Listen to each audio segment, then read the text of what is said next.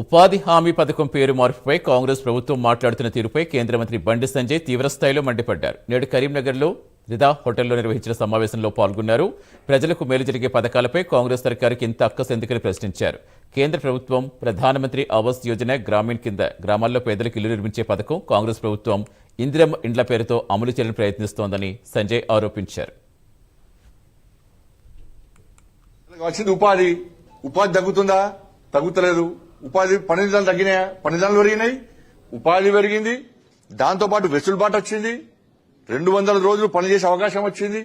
దీంతో పాటు రైతులకు, వ్యవసాయ రైతులకు దీని ద్వారా ఒక ఫాయిదా, వాళ్ళకు రైతు కూలీల ఇబ్బంది, కొరత ఇబ్బంది లేదు. రైతు కూలీల కొరత ఇబ్బంది లేదు దీని ద్వారా.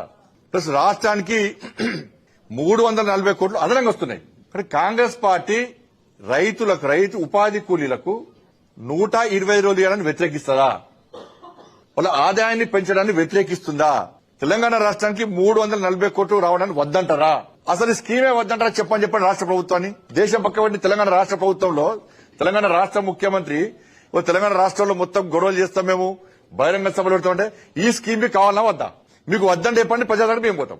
విబిజీ రామ్జీ పథకం తెలంగాణ రాష్ట్రానికి కావాలన్నా వద్దా? స్పష్టం చేయాల్సిన అవసరం ఉంది.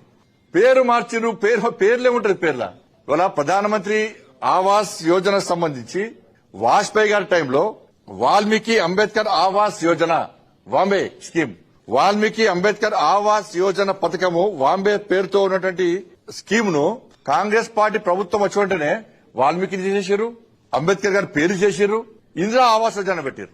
ఇందిరా ఆవాస్ యోజన అంబేద్కర్ అని అవమానించినట, మీరు వాల్మీకిని అవమానించినట. ఇలా బేగంపేట ఎయిర్పోర్ట్ కు ఎన్టీఆర్ పేరుండే తీసేసి ఏం పెట్టారు మీరు? వాళ్ళు పెడతాను పెట్టి ఏం చేశారు? రాజీవ్ గాంధీ ఇంటర్నేషనల్ ఎయిర్పోర్ట్ అని పెట్టారు మీరు. అంటే ఎన్టీఆర్ అవమానించినట.